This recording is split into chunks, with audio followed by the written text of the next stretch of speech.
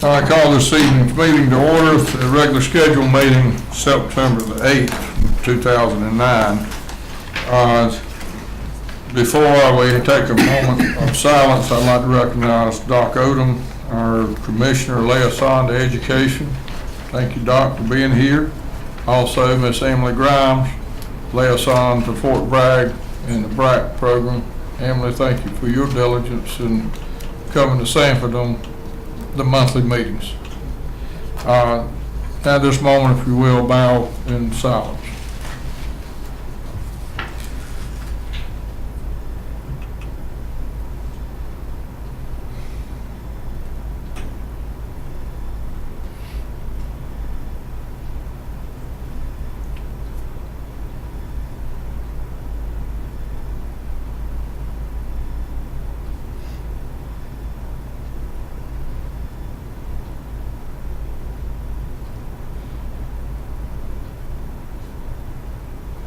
Amen. If you would now rise for the Pledge of Allegiance.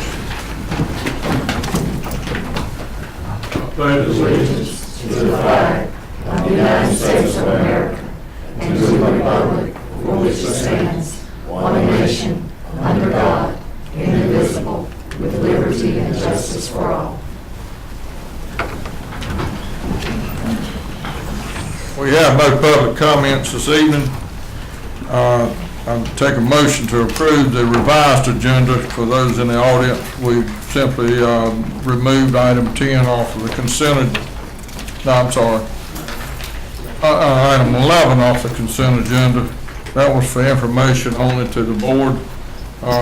So our consent agenda is comprised of 10 items. But with that, I'll take a motion to approve the revised agenda. Ms. Banger. Mr. Chair, I move that we approve the revised agenda as presented. We have a second. Second by Mr. Williams. Being no questions, all in favor signify by aye. Aye. Opposed? Approval of minutes for August 11th and September the 1st. So I have a motion to approve the minutes as submitted. Mr. Chairman, I make a motion that we accept the minutes for August the 11th and September the 1st as presented. Have a second. Second. Any discussion? All in favor signify by aye. Aye. Opposed? At this time, I yield the floor to Dr. Moss for comments from Superintendent's report. Just two things, Mr. Chairman, members of the board. Progress Energy is applying for an energy efficient project which will focus on lighting changes, which is in the amount of $400,000 that will benefit Lee County schools. Secondly, we had to identify the areas in which we would revert back the $1,483,170. The areas in which we reverted were 4.16 classroom teaching positions, 13 months of employment from assistant principalship, 5 instructional support positions, $869,815 from teacher assistants, and $173 from non-instructional support.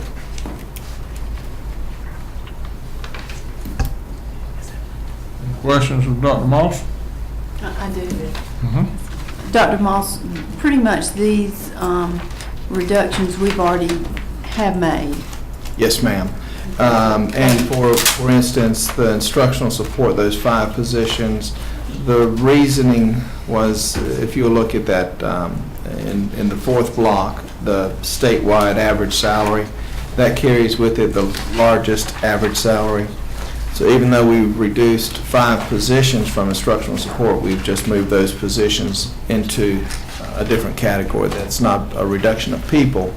That's just a reorganization of the positions into dollar allotments where we save money. The same thing with classroom teaching positions. Even though it's 4.16 positions, that did not affect any employee. Okay. Any further questions? No more? That concludes superintendent's report.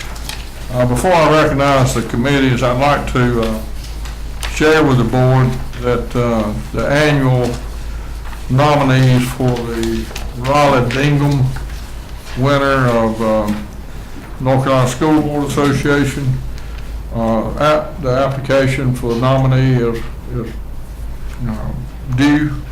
If the board has someone on this board they would like to recognize the winner, there's only one in the state. The winner serves as an ex officio member of the State Board of Education and represents North Carolina School Board Association and the 115 local boards of education. The nominee winner must be able to attend the monthly meetings of the State Board of Education. I open the floor if anybody would like to make a nomination for someone from this board to be nominated. Mr. Chairman, I'd like to nominate Linda Smith. Mrs. Smith, Dr. Smith has been nominated. That's so very much, but I would like to come on that one. Have a nomination and decline all at once.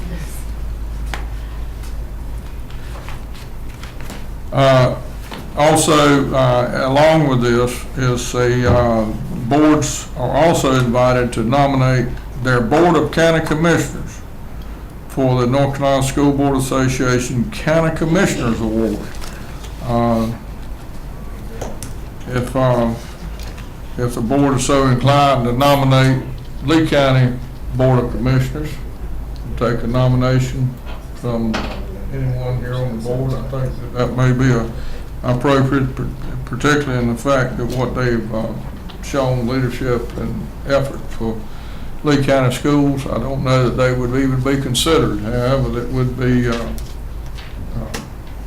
good gesture and certainly one that we could support if we have the nomination.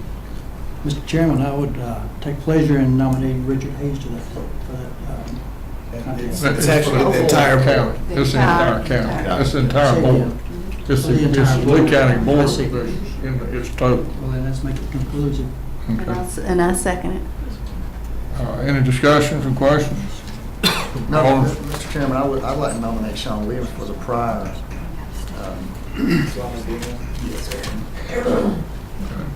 Right now, we have a motion on the floor for the county commissioners. All in favor signify by aye. Aye. Now I'll go back to the motion or the nomination from from Cameron for Sean. It really won't take a second.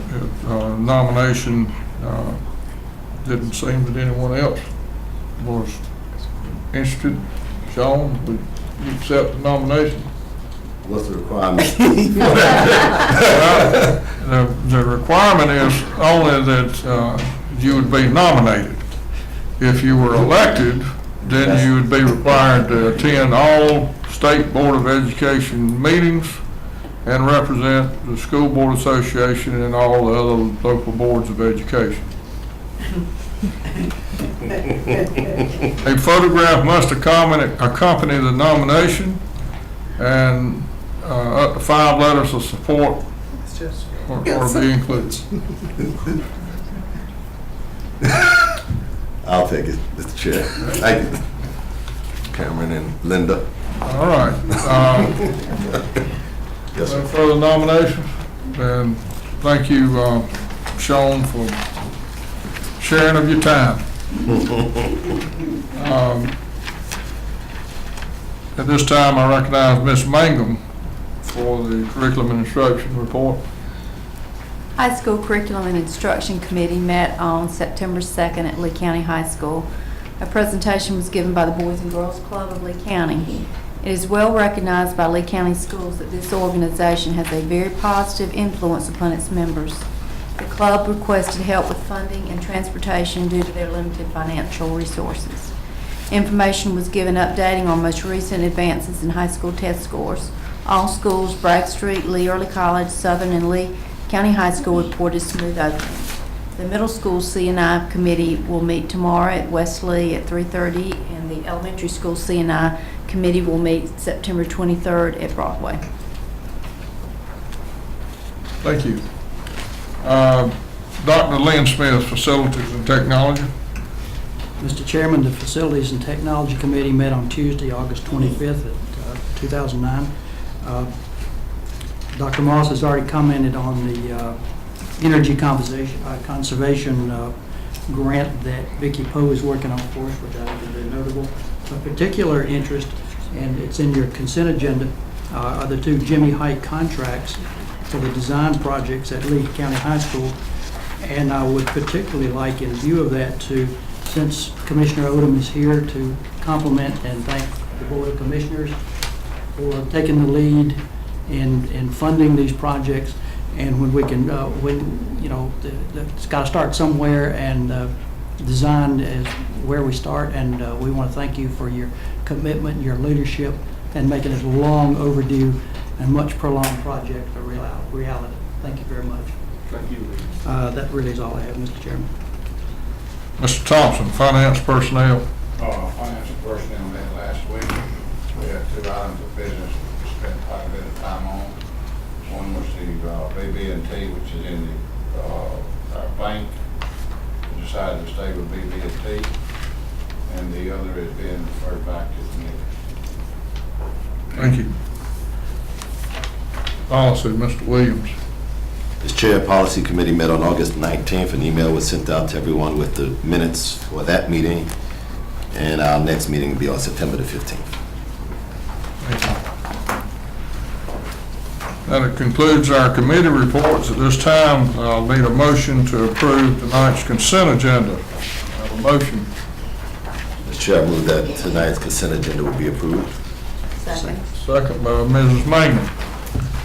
Any questions or discussions on any of the items on the consent agenda? Chair, only an observation on the item that speaks of tutorers, that possibly we may want to look at that to see if it's an open process, if applications are submitted, or how that comes to be. Typically, Mr. Williams, the principals make recommendations on the tutors. It's not a standard advertisement for a vacant position, because tutors come and go, and they're there for a short period of time, so it's not a full-time or a guaranteed part-time type position. It's paid for out of the federal funds. Many of the individuals that principals bring back for tutorial purposes, some are current employees, so that if a current employee wants to work extended amounts of time in the afternoon or evenings, their name gets submitted. Some are retired teachers that they've used over the years. Some are some of the RIFT employees that we have out in the system. So it's been a principal discretion as to who they bring back for tutorial services, and it's not actually been run through personnel as you would a full-time position. Of course, if the board would like for us to do that, we could start doing that. I guess my concern is that maybe there's a select, your realm of people that you know is limited. So if the principal only knows 20 people per se, then that's the 20 they're going to pick from, when there may be a larger group that may be able to do a better service sometimes. Just an observation. I'm just going to make a statement that we do use the Human Resource Management's online system, and they all have to fill out applications, and principals do go out. Those that are not employees. That's right, and do go out and pull applications for those folks. And then we do the things like whatever finance needs, or the background check, a health form, and those kind of things. I had a question, Mr. Superintendent. Were any of our RIF employees, are they any of them on the list, and were any of those considered? For tutors. Looking at this list, I don't see any, but I do know that we did just sign a contract for a RIF employee at a elementary school, and I'm not seeing her name on here, so I don't know if it went over the $10,000 mark or not. Many of the tutors, and Glenda, correct me if I'm wrong, are certified teachers. Yes. And our RIFT employees are non-certified. So you would not see many non-certified individuals providing tutorial services when you're talking about teaching curriculum. We typically try to hire those that are certified or have been certified, like a retired teacher that has been certified that would come back to do tutorial activities. But typically it's a certified teacher that you bring back after school hours because they are licensed to teach the curriculum. And what about the discrepancy in pay and the difference in the number of tutors at each school? The discrepancy in pay is because when they come back, you have to pay them their hourly rate. So if you have 10 years of experience and I have 0 years of experience, your hourly rate's going to be higher than my hourly rate because I'm paid as a beginning teacher, you're paid as a teacher with 10 years experience. So when you bring them back after their normal school day, you have to figure out what their hourly rate is, and that's the difference in pay. It's not that you can pay everybody the same amount of money. You have to pay them their prorated hourly rate based on their annual salary. And the difference in how many tutors are at each school? That's basically dictated by need and also by funding. Title I schools, and Carol's not with us tonight, but Title I schools you might have one school that has $15,000 left over for tutorial services, and this other one might have $20,000 left over for tutorial services. Because not all Title I schools get the same amount of money either. It's based on their student enrollment. So it's going to vary. Also, if they have additional teachers hired, if one school has young teachers and another school has veteran teachers, the one with veteran teachers are going to be paying more for that teacher than the one with young teachers, and that will free up money as well. Just for clarification on that particular list, most of those are not teachers that are at the end of their day. These are people that are usually hired to come in 3 or 4 hours of the day. Not currently teaching, but They're not certified. teaching. Some of them are certified and some of them might not be, but are people that maybe have a 4-year degree in something different and are looking for part-time work. And some of them are retired teachers.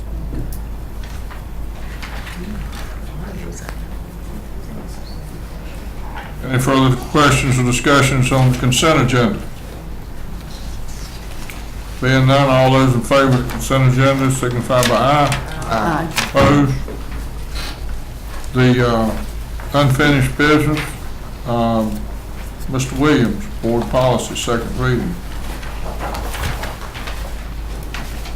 Mr. Chairman, I move that Lee County Board of Education approve the second reading of Policy 8210. This is coming from committee, does not require a second. Any questions on policy number 8210?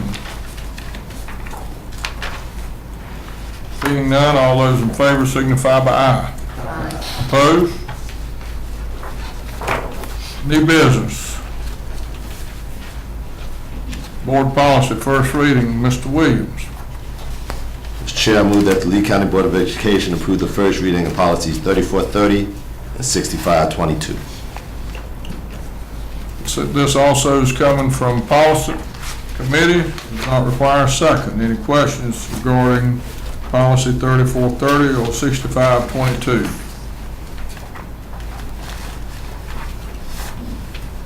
Hearing none, all those in favor signify by aye. Aye. Mr. Williams, again, Board Policies. Mr. Chair, all of these are editorial changes.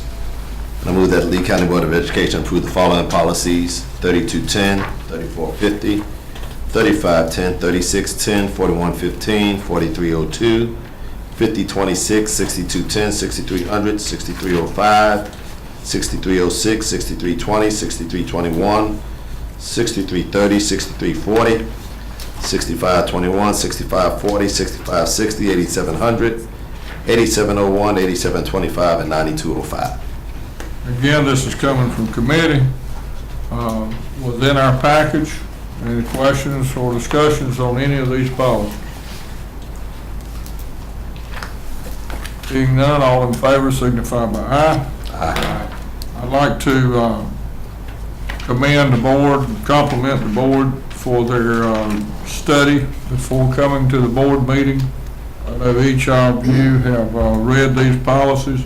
As a matter of record to those in the audience, these are not just merely passed through. Our board has prepared and has read policies thoroughly. Thank you to the board for your diligence.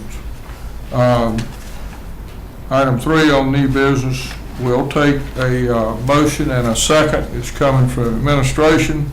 The explanation for that will be presented momentarily, but first I need a motion to approve the partnership with Paxton Patterson. Okay. I move that the Lee County Board of Education approve the partnership with Paxton Patterson for a 5-year period at a total cost of $358,701. $358,701. The motion by Ms. Mangum, to have a second? Second by Dr. Smith. Now, I think that if Mr. Bryant would step up, there may be some questions from board members regarding this and as to the timing by which this was added to the board agenda tonight. Mr. Tatum, if I may make a few comments. Certainly. Again, Mr. Fleming, our Director of Career and Technical Education, will join me up here. But as many of you know, as all of you know, we've had a very successful first year, going back to last year with the implementation of STEM education at East Lee Middle School.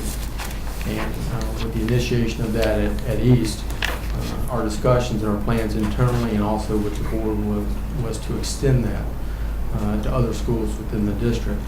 So with the success of East Lee during the course of the past year, we've had extensive conversations starting this past summer with Dr. Moss about the extension of STEM throughout the district.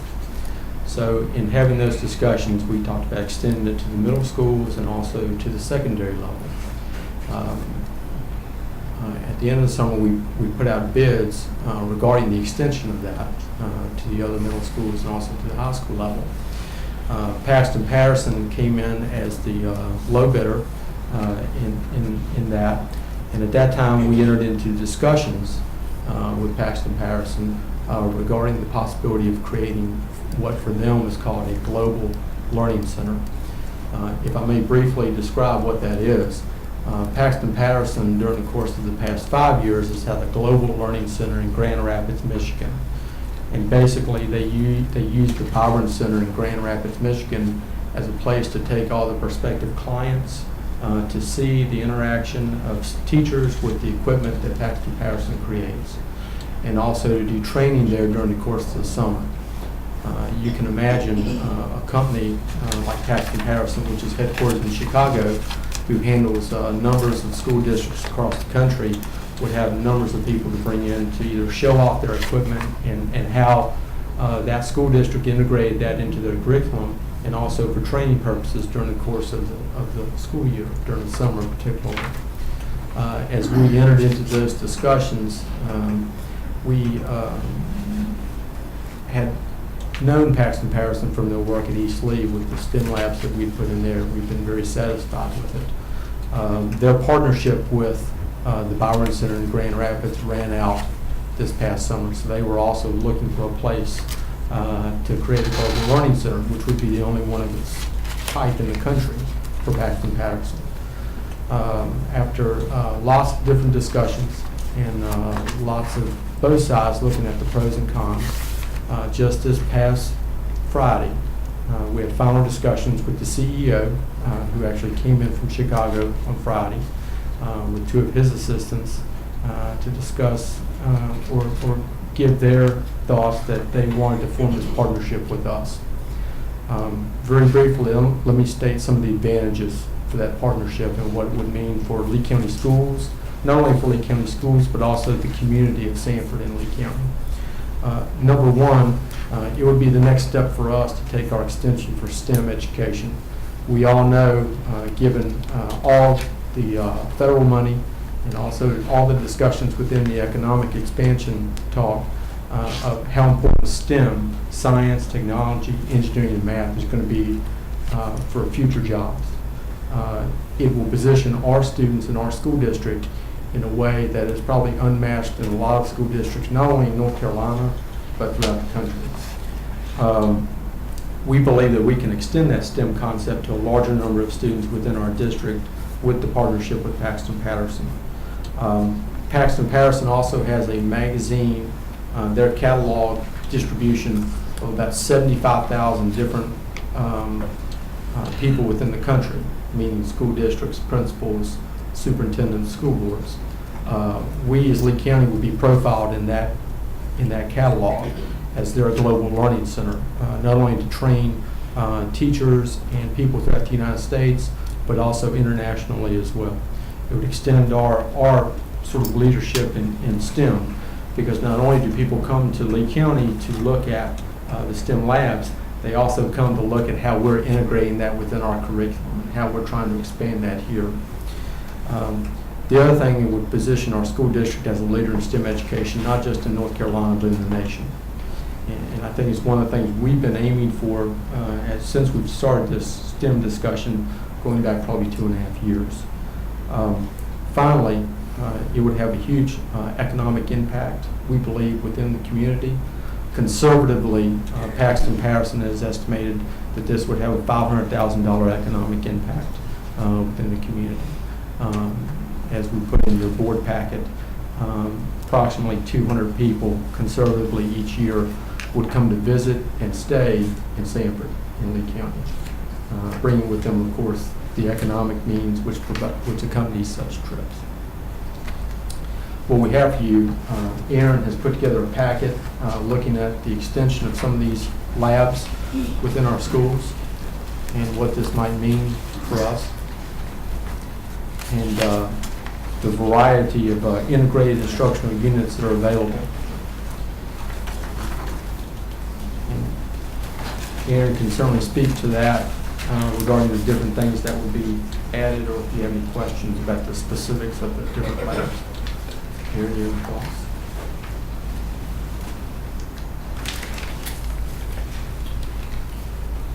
I think you have seen the success at East Lee, and it's interesting to walk through and really see the excitement in those students' eyes as they work on these modular labs. Over at East Lee, we have all 22, and between San Lee and West Lee, we would have 22 between the two of them, as well as the high school version of these labs, significantly ramped up, really focused on that pre-engineering, the architecture, robotics, truly 21st century skills. So once again, you're taking that step up.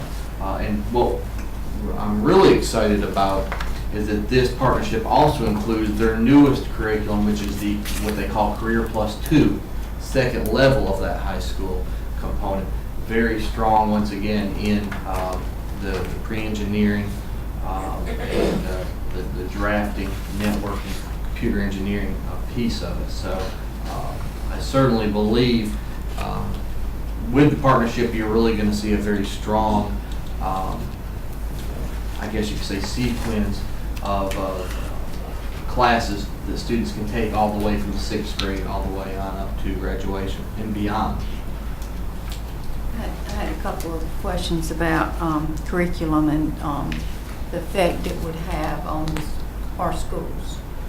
When we move a lab into San Lee and West, are the career people that are the people that are in the jobs in those areas, are they instructors that would be comfortable with this kind of material? Because this is a little different than what we have been doing. Absolutely. What we are in search of is a technology education teacher. The concept of modular technology labs is not new. They've been in middle school for years. We see rockets and CO2 cars, That's a basic component of middle school technology, so those teachers are prepared.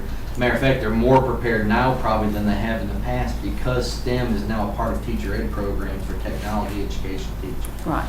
That's the license we would require for that. NC How- State's Okay.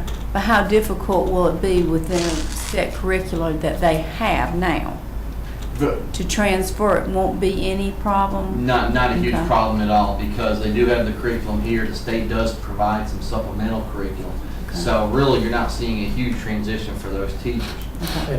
And also, Pastor Patterson's very committed to ensure the alignment in the training that they With the provide as curriculum. well, which is the same training that David Glass Right. and Martin Brain. Well, I remember that they went through a lot of training, Right. and Same- they were same particularly chosen because they had those skills. That'd be the same training. Same way for our current staff, they'd go through the same exact training.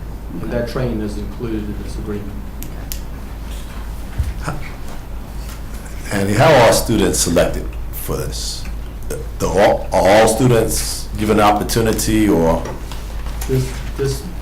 When we originally did the pilot at East Lee, we tried to take it slowly. We integrated the 6th grade into taking STEM education.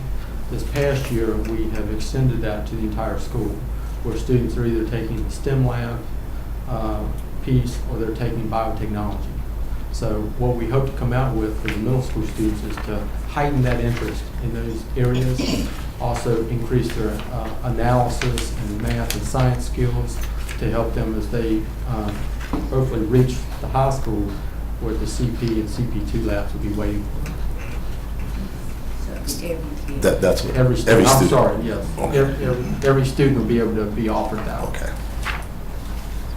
If I could comment on what I see in my practice, I have many, many opportunities to question those middle schoolers about what's going on over there. And they are enjoying it, they are going, and there's no doubt that it's stimulating an interest in science and technology and math. They're getting it. And we, typically we would, as I said earlier, this happened so quickly. Typically, we would take this to CNI, but because of the speed and rate that it sort of happened, with the CEO just being here this past Friday, we didn't have time to get that to CNI. So, And if you can comment on the funding source? at this point, our discussions, the funding source would come out of State 31 low-level funding. Any further questions? Andy, thank you for a very well-done presentation. And there'll be no more questions. Those in favor of the motion to enter into this partnership signify by aye. Aye. Opposed? Thank you. Dr. Smith. Mr. Chairman, I move that the Lee County Board of Education go into closed session for the purpose of discussing information that's privileged, confidential, or not a public record under North Carolina General Statute, Section 143, 318.11A. Motion on the floor. Do I have a second? Second by Mrs. Smith. All those in favor signify by aye. Aye. Opposed? You stand down.